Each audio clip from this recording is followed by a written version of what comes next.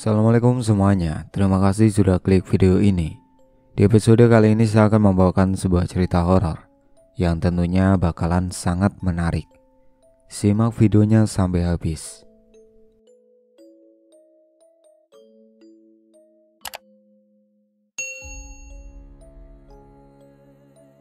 Pak, aku doain biar sampean kepilih jadi lurah ya Pak, ucap seorang warga pada Pak Burhan yang memang lagi mencalonkan jadi lurah di desanya itu.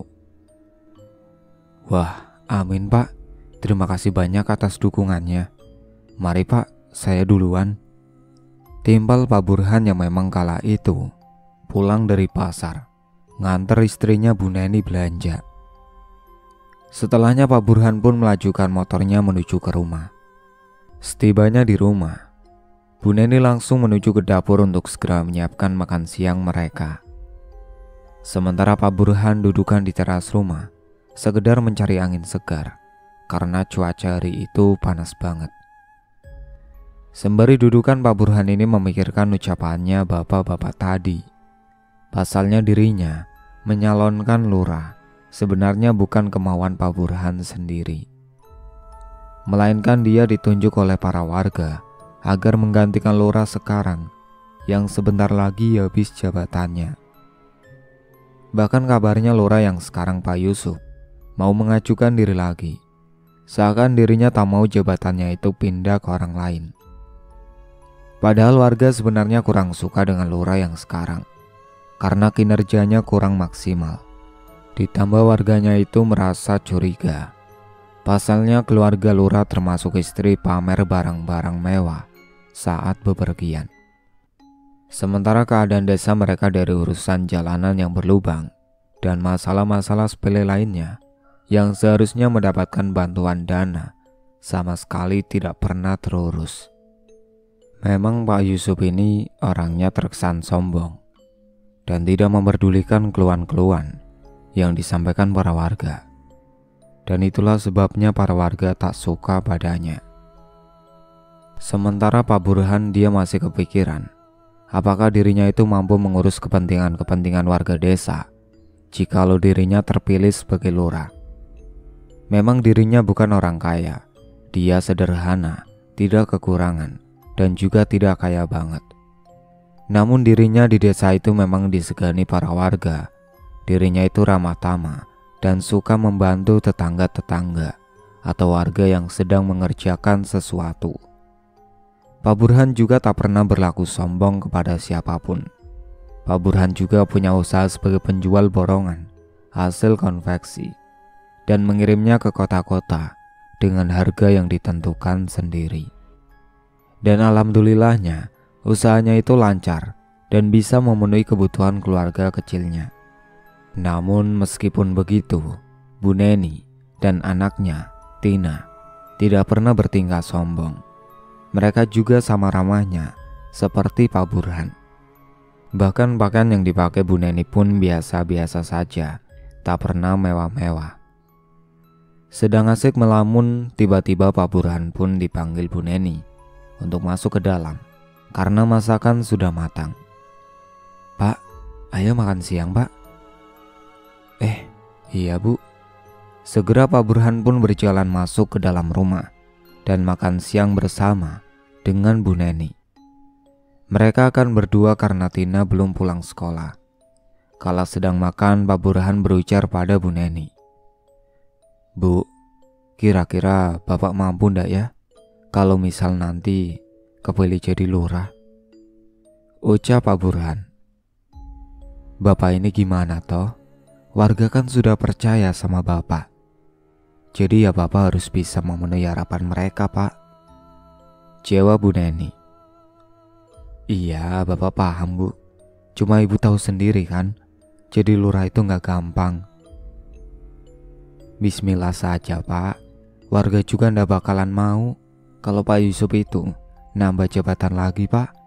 Bapak tahu sendiri kan kebijakan dia selama ini seperti apa. Iya Bu, Bapak paham. Ya udah Bu, terima kasih atas nasihatnya ya, ucap Pak Burhan. Sudah ndak usah bahas kecelakaan orang lain Bu. Nggak baik. Biarlah kalau orang itu berlaku buruk, pasti ada balasannya sendiri kok, imbu Pak Burhan. Mereka pun kemudian lanjut makan siang dan setelahnya Pak Burhan ini mau pergi ke tempat dia, ambil bahan, dikonveksi kawannya. Karena sebentar lagi dia akan melakukan pengiriman. Sementara di rumah Pak Yusuf dikala itu sedang dudukan di ruang tengah. Tiba-tiba dia dihampiri Bu Sari istrinya, lalu bertanya mengapa. Pak Yusuf kemudian menceritakan soal Pak Burhan yang katanya digadang-gadang didukung warga untuk maju di pemilihan lurah berikutnya. "Pak, Bapak kenapa?" tanya Bu Sari. Mendengar pertanyaan Bu Sari, Pak Yusuf langsung menghela nafas panjang.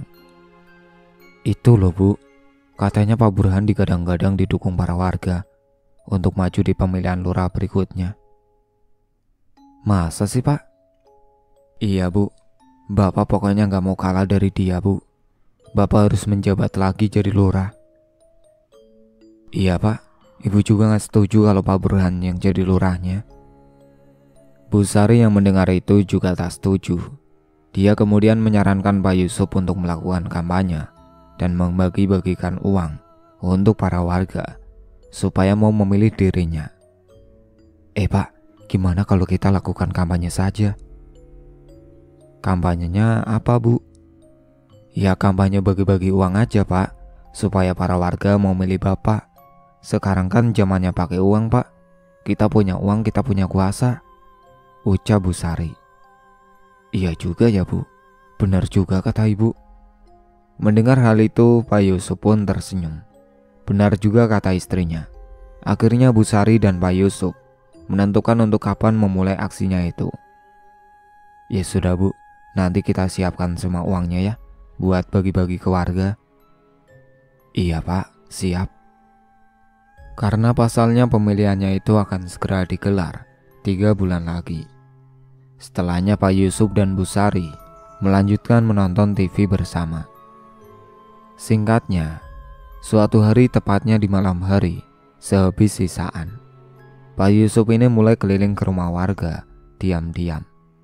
Dia mulai mengetuk pintu-pintu rumah dan memberikan sebuah amplop berisi uang 50 ribuan dengan dalih katanya mau sedikit bagi rezeki.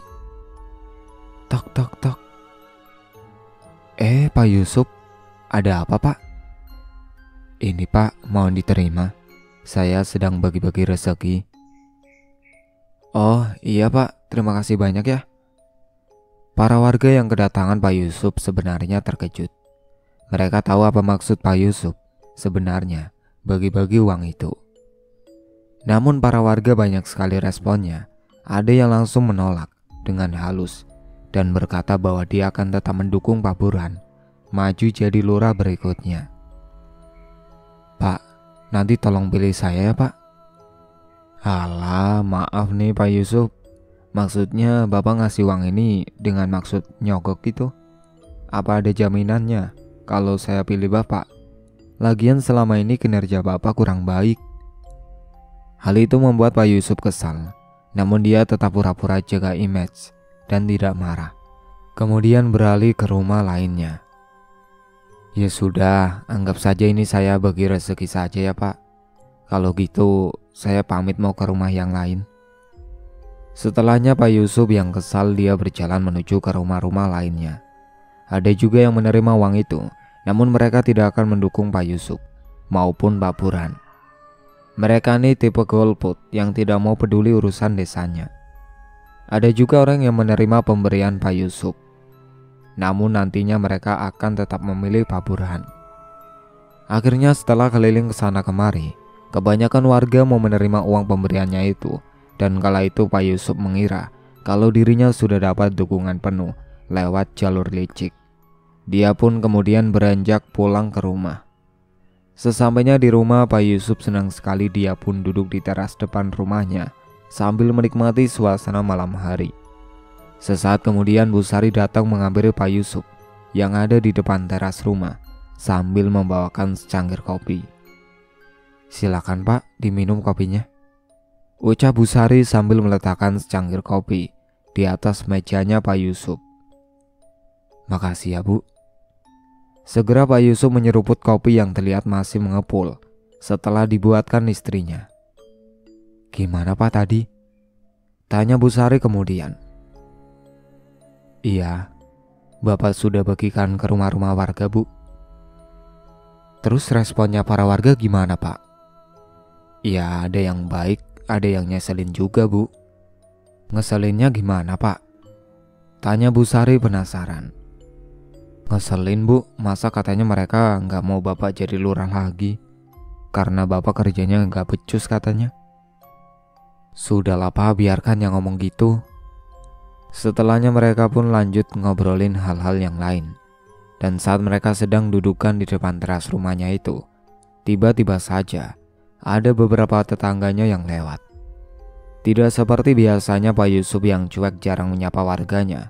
Kali ini dia begitu ramah dan menyapa warga tetangga yang lewat. Mungkin karena dia ingin supaya nantinya dia dipilih lagi jabatannya sebagai lurah. Padahal para warga sudah enggan untuk memilihnya. Bahkan kalau warga itu disapa, dia pun hanya tersenyum kecut saja, seperti terpaksa. Pak, baru pulang? Iya Pak. Lalu bapak petani itu pun pergi dari depan rumahnya Pak Yusuf. Tumben banget Pak nyapa para warga. Tanya Bu Sari keheranan. Ibu ini gimana sih supaya nanti bapak dipilih lagi? Ya bapak harusnya itu ramah sama warga. Iya juga ya Pak, benar kata bapak.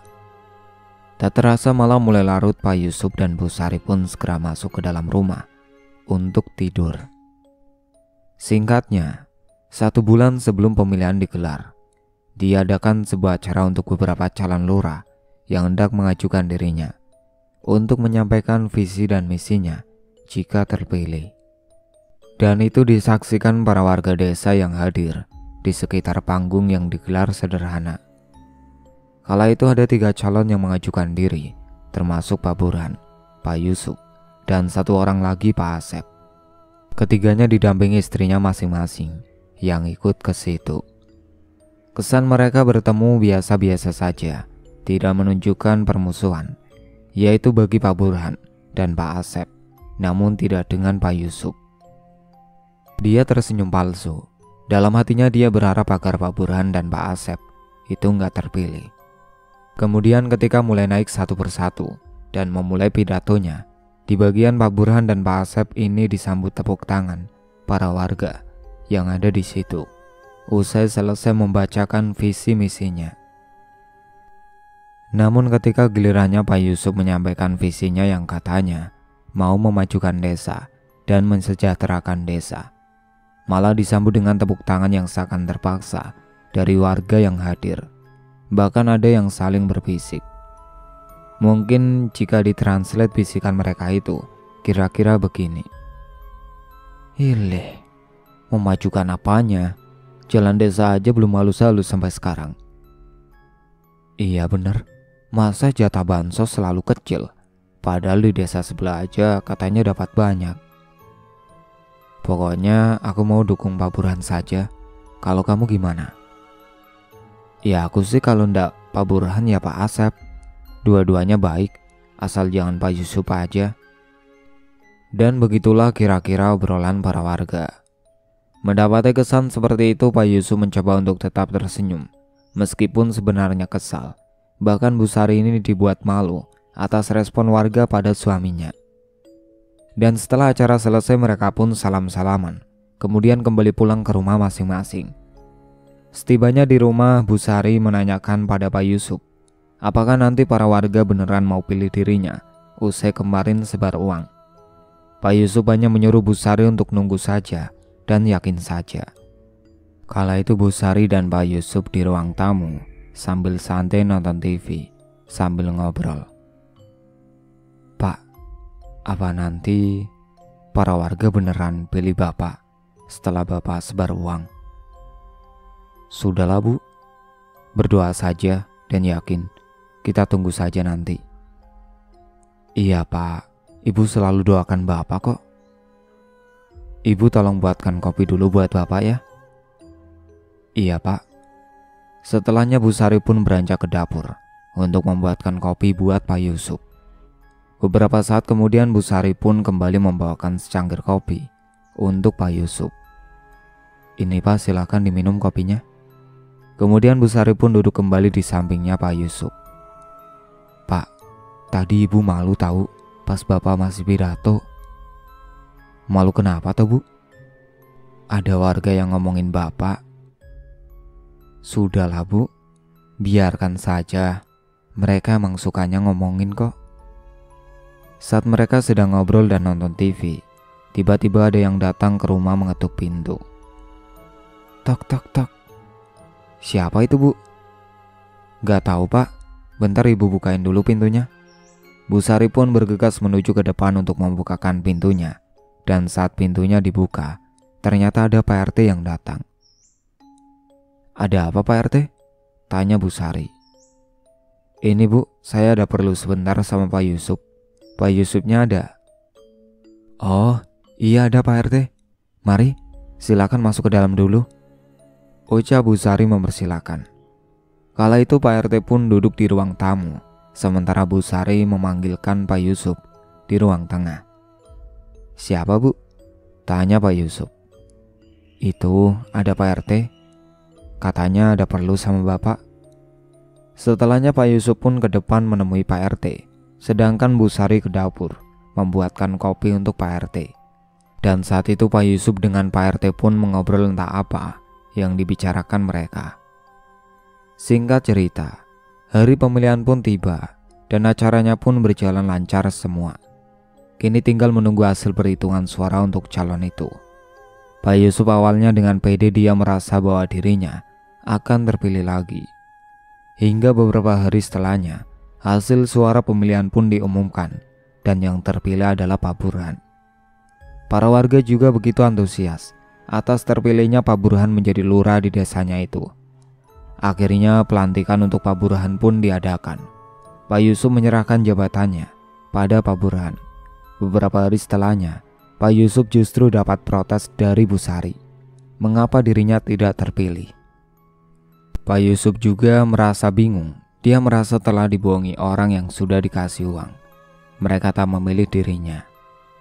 Pak Yusuf juga tidak terima atas terpilihnya Pak Burhan menjadi lurah di desa itu. Sepulangnya dari pemilihan lurah itu, Bu Sari dan Pak Yusuf dudukan di ruang tengah. Terlihat wajah Bu Sari kusut tertekuk karena suaminya tidak dipilih lagi jadi lurah. "Pak, kok bisa sih Bapak gak kepilih malah Pak Burhan yang menang?" "Iya Bu, Bapak juga bingung, kenapa malah Pak Burhan yang menang? Ya padahal kita sudah sebar uang. Apa mereka sengaja hanya menerima uangnya saja dan tidak memilih Bapak?" "Iya kali Pak. Bapak gak terima Bu kalau Pak Burhan yang jadi lurah di desa kita ini." "Sama Pak, Ibu juga gak terima banget. Lagian apa bisa Pak Burhan menjalankan tugasnya? Kalau saja Bapak yang jadi lurah, kan Bapak sudah berpengalaman," ucap Bu Sari meremehkan.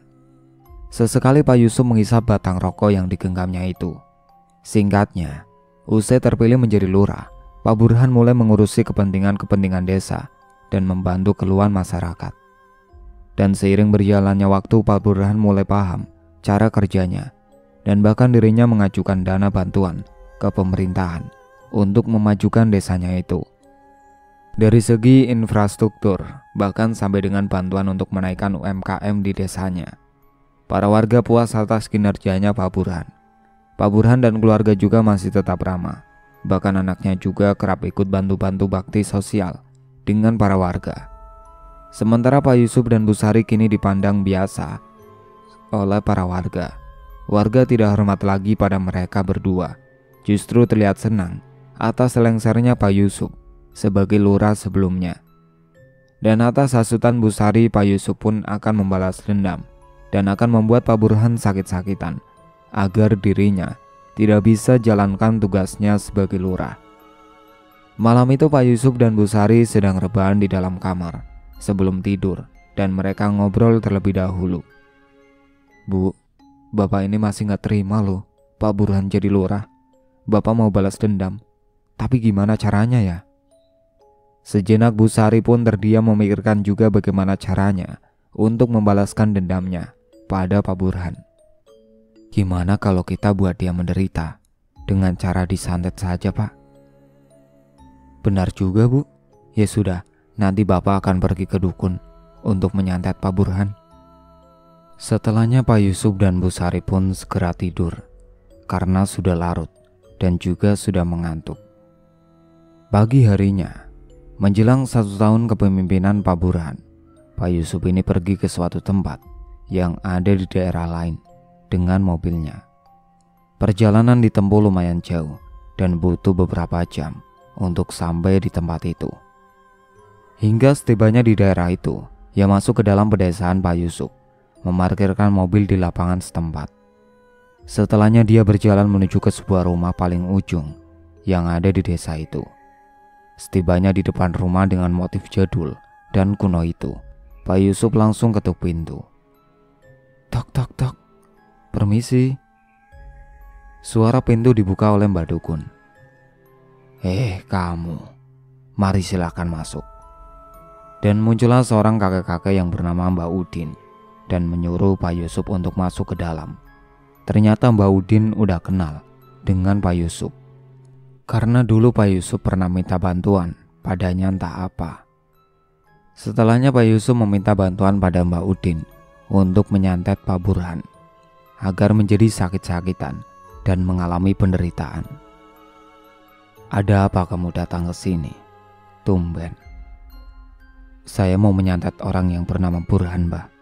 Tolong buat dia menderita dan sakit-sakitan, Mbah. Kenapa kamu mau menyantetnya? Dia salah apa? Dia bercerita dirinya gak terima kalah dalam pemilihan lurah. Mbak Udin pun menyanggupi, namun tentunya Mbak Udin akan meminta bayaran atas apa yang akan dilakukannya. Saya gak terima kalah, Mbah, dalam pemilihan lurah. Dia telah menggantikan posisi saya, makanya saya mau balas dendam, membuat dia menderita, Mbah. Mbak Udin pun mengangguk-ngangguk mendengarkan penjelasan dari Pak Yusuf. Gimana, Mbah? Sanggup? Sanggup sekali. Kamu jangan meremehkan saya. Tapi sebelum melakukan ritualnya, kamu harus membayar dulu maharnya. Iya, Mbah. Berapa saya harus bayarnya? 5 juta. Iya, Mbah. Saya setuju. Lalu Pak Yusuf pun mengambil uang yang ada di dalam tas yang dibawanya. Ini, Mbah, uangnya. Silakan dihitung. Mbak Udin pun menghitung uang yang sudah dibayarkan oleh Pak Yusuf. Oke, uangnya pas. Mari ikut saya. Kita lakukan ritualnya. Iya, Mbah. Pak Yusuf setuju dan sepakat. Hingga pada akhirnya mereka pun segera melakukan ritualnya. Kala itu Pak Yusuf dan Mbak Udin pun masuk ke dalam ruang ritual. Lalu mereka duduk di ruangan ritual dan saling berhadapan. Di dalam ruangan ritual itu sudah ada beberapa sesajen dan kemenyan sudah tertata rapi di atas meja. Pak Yusuf juga memberikan foto milik Pak Burhan yang dia dapat saat dulu foto-foto bareng pas lagi pemilihan. Apa kamu ada foto targetnya? Ada, Mbah. Ini saya sudah bawa. Setelah foto itu sudah ada di tangannya Mbak Udin pun langsung membakar kemenyannya hingga kemenyan itu menyala, mengepul memenuhi ruangannya. Santet yang akan dikirimkan kepada Pak Burhan bertujuan untuk membuat Pak Burhan lumpuh, tidak bisa berjalan, dan membuatnya agar susah bicara, seakan lumpuh. Kala itu Mbak Udin langsung merapalkan mantranya dengan mulut berkomat-kamit. Setelahnya dia mengambil sebuah boneka santet yang sudah ada di dalam ruangan ritual itu. Lalu boneka santet itu diasapkan di atas kemenyan yang menyala. Kemudian boneka santet itu diikat dengan foto target yang sudah diberikan Pak Yusuf tadi. Lalu Mbak Udin mengikat dengan tali pocong pada kedua kaki boneka pocong itu. Sembari boneka itu ditusuk-tusuk dengan jarum yang tajam di atas kemenyan sambil dijampi. Anehnya, boneka yang ditusuk-tusuk dengan jarum itu mengeluarkan darah bintik-bintik. Hembusan angin kencang masuk ke dalam ruangan ritual, membuat suasana berbeda dan mencekam. Pak Yusuf yang melihat ritual itu dia pun merinding dan gemetaran. Sesaat kemudian Pak Yusuf dikejutkan dengan gebrakan jendela di ruangan ritual itu. Membuat Pak Yusuf kaget dan tambah takut, tapi dia mencoba untuk melawan rasa takutnya itu. Sesaat kemudian, Pak Yusuf melihat Mbak Udin sedang berbicara, entah dengan sosok seperti apa, karena Pak Yusuf tidak melihat sosok itu di hadapannya. Beberapa saat kemudian setelahnya Pak Udin sudah selesai berbicara dengan sosok itu, dan Pak Yusuf melihat ada sekelebat bayangan hitam yang melintas melewati jendela keluar dari dalam ruang ritual itu. Dan setelahnya Pak Yusuf mencium bau busuk yang menyeruak ke dalam hidung setelah melihat bayangan hitam melintas itu. Kemudian Mbak Udin mengajak Pak Yusuf ke belakang rumahnya untuk menguburkan boneka pocong santet itu. "Ayo, ikut saya." "Kemana, Mbak?" tanya Pak Yusuf penasaran. "Kubur boneka santet ini." Pak Yusuf pun berjalan mengekor di belakang tubuhnya Mbak Udin menuju ke kebun belakang rumah. Setelah sampai di belakang rumah, Mbak Udin langsung menggali tanah untuk mengubur boneka santet itu. Saat Mbak Udin sedang mengubur boneka santet itu, tiba-tiba saja hembusan angin kencang datang, membuat Pak Yusuf merinding. Beberapa saat kemudian akhirnya Pak Yusuf pun pamitan untuk pulang ke rumah. "Kamu pulang saja, tunggu saja hasilnya nanti." "Baik Mbah, makasih. Kalau begitu saya pulang dulu." Mbak Udin pun menganggukkan kepala menjawab ucapannya Pak Yusuf. Pak Yusuf sudah tidak sabar menantikan Pak Burhan ini menderita. Pak Yusuf pun akhirnya sampai rumah juga dan dia langsung tidur karena capek. Sementara di sisi lain, malam itu Pak Burhan yang sedang menonton TV dengan Bu Neni, tiba-tiba saja dia merasakan pusing kepalanya dan perutnya terasa sakit. Sakit. "Pak, kenapa Pak?" tanya Bu Neni panik. "Ini Bu, kepala Bapak pusing sama perutnya sakit Bu." "Ya sudah, Bapak istirahat saja sana." Akhirnya Pak Burhan pun bangkit untuk menuju ke kamarnya.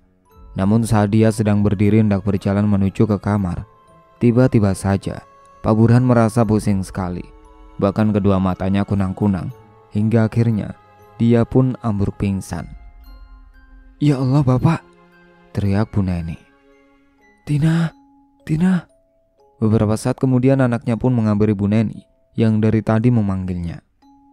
"Ada apa Bu?" tanya Tina. "Cepat kamu minta tolong ke depan." Beberapa saat kemudian para tetangganya yang mendengar teriakan Tina pun berdatangan ke rumah Pak Burhan dan segera membantu mengangkatnya masuk ke dalam kamar. Saat itu Bu Neni cemas, dia pun mengolesi minyak kayu putih, berharap Pak Burhan segera sadar dari pingsannya. Beberapa saat kemudian Pak Burhan pun akhirnya sadar dari pingsannya dan para tetangga itu pun kembali ke rumahnya masing-masing. Tidak lupa Bu Neni juga mengucapkan terima kasih kepada mereka yang sudah membantu mengangkatkan tubuh Pak Burhan tadi.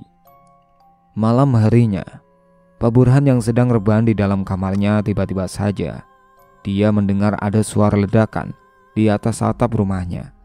Pak Burhan pun setelahnya dia dikejutkan dengan bayangan hitam yang masuk ke dalam kamarnya. Setelahnya Pak Burhan pun menenggelamkan tubuhnya di balik selimut karena dia takut dan merinding. Singkat cerita, benar saja beberapa hari setelahnya saat Pak Burhan lagi lembur di balai desa, dia pulang sampai larut malam. Dan dalam perjalanan pulangnya dia dihadang pocong yang tiba-tiba menampakkan diri hingga membuat dirinya terjatuh dari motor. Malam itu Pak Burhan melewati jalanan yang sepi dan gelap sekali.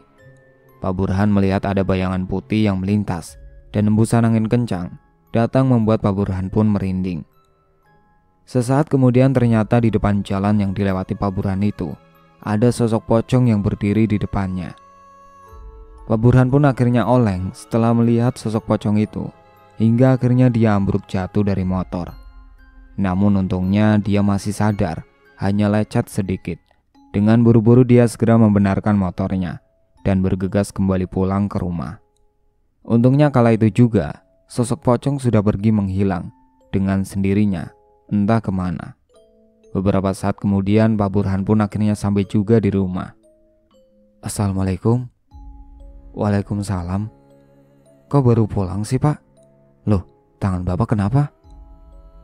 Enggak apa-apa, Bu. Lecet dikit, tadi jatuh. Ya Allah, Pak. Ayo masuk, biar Ibu obati. Setibanya di rumah, Bu Neni merasa khawatir pada Pak Burhan yang mengalami lecet pada tangannya dan segera diobati.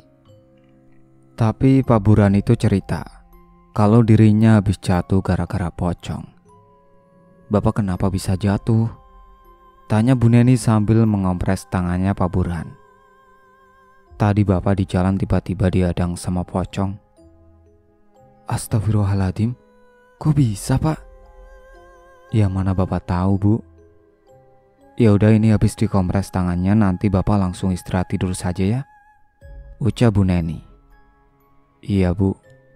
Setelah tangannya dikompres, Pak Burhan pun segera untuk tidur ke dalam kamar. Saat Pak Burhan sedang tidur, Pak Burhan mengalami mimpi buruk. Di dalam mimpinya itu Pak Burhan berada di sebuah tempat yang gelap sekali, dan dia berada di sebuah kuburan. Di kuburan itu Pak Burhan dihempas dengan angin kencang lewat, membuatnya merinding dan gemetaran. Beberapa saat kemudian Pak Burhan mencium bau busuk yang menyengat, dan dia mencoba menoleh ke belakang. Ternyata di belakangnya itu ada sosok pocong dengan wajah hancur menyeramkan sekali. Mulutnya menganga, kedua matanya melotot dan mengeluarkan darah. Pak Burhan yang melihat sosok itu akhirnya dia mencoba untuk lari, terbirit-birit, kabur dari sosok itu. Beberapa saat kemudian Pak Burhan pun jatuh tersungkur karena dia tidak melihat ada gundukan makam di depannya. Ketika Pak Burhan tersungkur, wajahnya berada tepat di hadapan nisan makam yang dia sandung. Dan ternyata saat dia melihat nisan itu bertuliskan namanya Pak Burhan. Sontak Pak Burhan pun berteriak. Bersamaan dengan itu Pak Burhan terlonjak bangun dari tidurnya. Saat bangun, nafasnya Pak Burhan tidak beraturan. Jantungnya pun berdegup kencang sekali. Dia mencoba mengatur nafasnya dan masih kepikiran tentang mimpinya tadi. Setelahnya Pak Burhan bangun karena dia merasa haus. Pak Burhan pun pergi ke dapur untuk mengambil air putih. Namun saat dia sedang mengambil air putih di dapur, tiba-tiba saja Pak Burhan dikejutkan dengan bayangan hitam yang melintas. Dan perlahan-lahan bayangan hitam itu berhenti di pojok dapur. Sesaat setelahnya Pak Burhan dikejutkan dengan sosok hitam tinggi besar dari bayangan hitam tadi. Sontak Pak Burhan terdiam kaku, tidak bisa digerakkan. Hingga akhirnya Pak Burhan pun ambruk pingsan saat itu juga. Keesokan paginya, Bu Neni yang melihat Pak Burhan sudah terkapar lagi di lantai pun langsung minta tolong sama tetangga untuk diangkat ke kasur. Pagi itu akhirnya Pak Burhan tidak berangkat ke balai desa karena dia merasa sangat pusing dan perutnya sakit sekali. Dan saat Pak Burhan sedang berbaring, dia mendapati gangguan, suara, dan bayangan di dalam kamar. Kala itu Bu Neni sedang sibuk dengan pekerjaan rumahnya, jadi tidak tahu apa yang terjadi dengan Pak Burhan di dalam kamar. Pak Burhan pagi itu mendengar ada suara yang mengetuk tembok, seperti orang yang sedang memaku tembok. Padahal di kamar sebelah itu tidak ada orangnya, karena Tina sudah berangkat sekolah dan Bu Neni kala itu sedang menjemur pakaian di belakang rumah. Suara apa ya itu? Gumamnya. Mungkin tetangga kali. Pak Burhan masih mencoba untuk berpikir positif kala itu. Sesaat kemudian dia mendengar ada suara wanita yang memanggil namanya. Burhan. Saat itu Pak Burhan kira Bu Neni yang memanggilnya. Namun saat dipanggil Pak Burhan lagi, Bu Neni tidak menyaut. Berarti bukan Bu Neni. Dan itu membuat Pak Burhan jadi merinding mendengar suara yang memanggil namanya. Bahkan beberapa hari setelahnya Pak Burhan juga mengalami teror-teror serupa saat dirinya pulang sampai larut malam. Hingga puncaknya saat dirinya malam hari berada di balai desa sendirian. Waktu itu sedang hujan pukul 10 malam. Tiba-tiba ada ketukan pintu dari jendela kantor, yang di belakangnya adalah kebun kosong. Setelah dicek tidak ada siapa-siapa. Tok tok tok. Akhirnya Pak Burhan pun bangkit untuk melihat ke jendela itu. Saat jendela itu dibuka, ternyata tidak ada apa-apa. Pak Burhan pun lanjut mengerjakan tugasnya Ketukan itu kemudian berpindah ke pintu ruangannya. Pak Burhan mengira adalah orang yang datang dan menyuruhnya untuk masuk saja karena tadi kunci. Tok tok tok. Iya, silakan masuk, pintunya nggak dikunci, ucap Pak Burhan. Loh, kok nggak ada yang masuk? Gumamnya. Namun tidak ada respon apapun dari depan pintu sana. Pak Burhan yang penasaran, dia pun akhirnya membuka pintunya. Saat pintunya itu dibuka, ternyata di depan ruangannya tidak ada siapapun. Pak Burhan pun merinding kala itu, apalagi hembusan angin yang tiba-tiba datang masuk ke dalam ruangan. Hingga beberapa saat setelahnya, lampu tiba-tiba padam dan sekeliling jadi gelap. Ketika Pak Burhan celingukan ke sana kemari mencari ponselnya, dia malah dikejutkan dengan sinar merah seperti mata kucing, namun berukuran besar di pojok ruangannya. Astagfirullahaladzim, apa itu? Ucap Pak Burhan. Dia tidak yakin sosok itu kucing karena bola matanya yang besar dan seakan menatap ke arahnya. Dan tiba-tiba setelah lampu nyala, kembali Pak Burhan dibuat terkejut karena pasalnya sosok itu adalah genderuwo dengan bulu lebat dan menyeramkan. Pak Burhan terlonjak kaget dan mendadak kaku. Pada akhirnya Pak Burhan ini jatuh pingsan di kantornya. Pak Burhan pingsan di dalam kantornya itu sampai pagi hari karena tidak ada yang tahu. Esok paginya dia ditemukan petugas balai desa dan segera diantarkan ke rumah. Anehnya Pak Burhan ini tidak kunjung sadarkan diri. Bahkan di sekujur tubuhnya muncul benjol-benjol dan beberapa bekas seperti bekas lebam yang entah karena apa. Bu Neni pun panik mengetahui keadaan suaminya itu. Assalamualaikum Bu Neni, teriak para petugas yang mengantarkan Pak Burhan ke rumah. Waalaikumsalam. Astagfirullah, suami saya kenapa? Ayo, bawa masuk. Setelahnya Pak Burhan pun dibawa masuk ke dalam kamar dan dibaringkan di sana. Akan tetapi Pak Burhan belum kunjung sadar juga. Bahkan tubuhnya itu bau busuk dari bentol-bentol yang keluar dari tubuhnya itu. Bu Neni jadi cemas takut terjadi dengan suaminya. Dia juga selalu ngaji dan mendoakan Pak Burhan supaya cepat sadar. 5 hari sudah Pak Burhan hanya terbaring di kasurnya. Didatangkan mantri dan dokter ke rumahnya. Namun mereka tak bisa mendeteksi Pak Burhan ini kenapa. Salah seorang warga yang ada di situ menyarankan untuk mendatangkan seorang ustadz saja. Takut kalau ini bukan penyakit medis.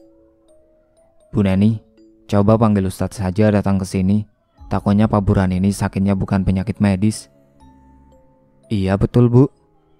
Memang semenjak Pak Burhan sakit, beberapa warga rela berjaga di rumah Pak Burhan untuk siaga jikalau Pak Burhan kenapa-napa. Namun Bu Neni bingung harus mencari ustadz itu kemana, karena jarang ada ustadz di daerahnya yang bisa menangani hal begituan. Tapi saya nggak tahu di mana ustadznya Pak. Di sini kan jarang ada ustadz yang bisa menangani hal begini. Sementara Pak Yusuf dan Bu Sari begitu puas mendengar Pak Burhan yang terkapar tidak berdaya. Mereka berharap Pak Burhan lumpuh selamanya, kalau bisa mati saja, biar nanti Pak Yusuf akan mengajukan diri lagi sebagai lurah penggantinya. Bahkan Pak Yusuf sama sekali tidak jenguk Pak Burhan. Kembali ke tempat Pak Burhan, akhirnya Pak Asep yang juga hadir kala itu. Dia tidak seperti Pak Yusuf orangnya. Pak Asep mengajak salah seorang warga untuk menemui ustadz kenalannya. Saya ada kenalan yang biasa menangani hal seperti ini. Mari salah satu bapak-bapak ikut saya manggil ustadznya. Iya Pak Asep, ayo sama saya saja. Para warga yang sempat menduga Pak Burhan ini kena guna-guna yang mungkin dari saingannya yang kalah dulu. Mereka yang sempat mencurigai Pak Asep akhirnya tidak jadi karena justru Pak Asep menawarkan bantuan untuk Pak Burhan. Namun warga tetap mencurigai Pak Yusuf karena sampai detik ini dia belum menjenguk Pak Burhan meski sudah tahu kabarnya. Kala itu Pak Asep dan salah satu warga pergi ke rumahnya ustadz yang ada di desa lain, beda kecamatan. Singkatnya, ustadz pun didatangkan. Ustadz Yusron meminta disiapkan air mineral putih dalam botol. Tolong siapkan air mineral putih dalam botol. Iya ustadz, bentar saya belikan dulu. Saat itu Ibu Neni segera pergi ke warung dekat rumahnya untuk membeli air mineral putih. Beberapa saat kemudian Bu Neni pun pulang dan segera memberikan air mineral botolan itu pada Ustadz Yusron. Setelahnya Ustadz Yusron mencoba memegang kening Pak Burhan sambil membaca doa. Hal mengejutkan terjadi. Tubuh Pak Burhan kejang-kejang, namun belum sadar juga. Ustadz Yusron tetap membacakan doa tanpa henti. Semua orang yang menyaksikan semakin khawatir. Hembusan angin kencang kala itu masuk ke dalam kamar, membuat suasana sangat mencekam. Apalagi gebrakan jendela dan pintu kamar. Para warga yang menyaksikan pun merinding kala itu. Sesaat kemudian, Ustadz Yusron melihat ada asap hitam yang masuk ke dalam kamar, dan perlahan asap hitam itu berubah wujudnya menjadi sosok tinggi besar yang sangat menyeramkan sekali. Namun hanya Ustadz Yusron saja yang bisa melihat sosok itu. Sosok itu mengancam Ustadz Yusron dan meminta Ustadz Yusron jangan ikut campur dengan urusannya. Kau jangan ikut campur. Orang ini harus mati. Pergi, jangan ganggu dia, ucap Ustadz Yusron.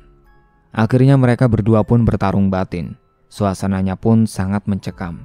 Ustadz Yusron yang bertarung dengan batinnya sampai dia mengeluarkan keringat yang banyak. Sampai pada akhirnya Ustadz Yusron berhasil menang dari sosok itu. Hingga beberapa saat setelahnya Pak Burhan berhasil disadarkan. Dia tersadar usai tiba-tiba memuntahkan sesuatu. Dari muntahannya itu terdapat paku-paku kecil dan belatung kecil. Para warga bergidik ngeri melihat hal itu. Astagfirullahaladzim, ucap para warga. Segera Ustadz Yusron menetralisir sisa-sisa energi negatif yang masih ada di Pak Burhan. Beliau membaca doa-doa sambil menyipratkan air mineral putih tadi ke tubuhnya Pak Burhan. Dan Pak Burhan pun muntah kedua kalinya, namun yang kedua normal.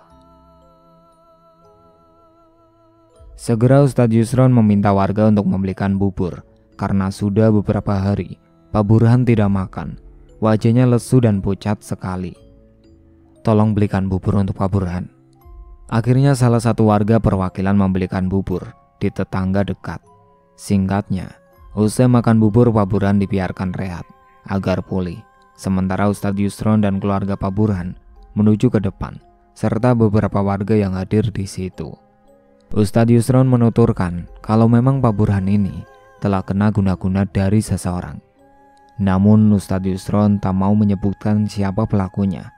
Dia hanya memberikan clue bahwa pelakunya sebentar lagi akan mengalami hal yang sama seperti Pak Burhan. Saya akan menyampaikan apa yang sudah terjadi dengan Pak Burhan. Gimana Ustadz? Apa yang terjadi dengan Pak Burhan? Saya penasaran. Jadi memang benar, Pak Burhan ini terkena guna-guna, santet, karena ada orang yang tidak suka dengannya. Mungkin jadi Pak Burhan sampai dibuat menderita. Memangnya siapa yang sudah melakukan itu, Pak? Kalau untuk siapa pelakunya, saya tidak bisa memberitahu karena takutnya jadi fitnah. Tapi yang jelas, dalam beberapa hari ke depan, kalian akan tahu sendiri siapa dalang dari semua ini. Karena pelakunya itu nanti akan mengalami hal yang sama dengan Pak Burhan. Imbunya. Para warga pun tak sabar, mereka ingin tahu siapa dalang dibalik pelaku penyantet Pak Burhan ini. Pak Burhan mengucapkan terima kasih dan setelahnya Ustadz Yusron pun diantarkan Pak Asep untuk pulang.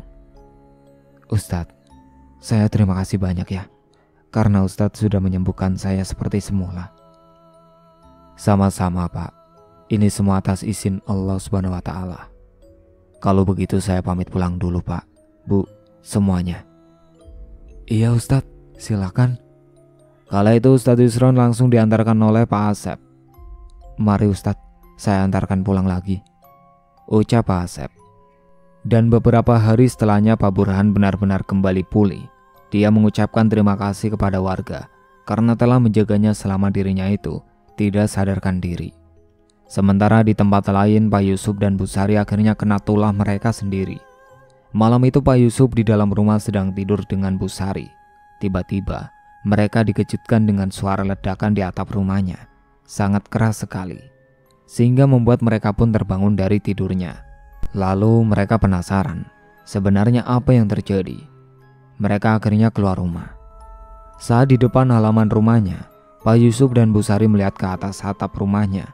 Betapa terkejutnya dia melihat di atas sana ada sosok tinggi besar berwarna hitam, sangat menyeramkan sekali, dengan bulu hitam lebat.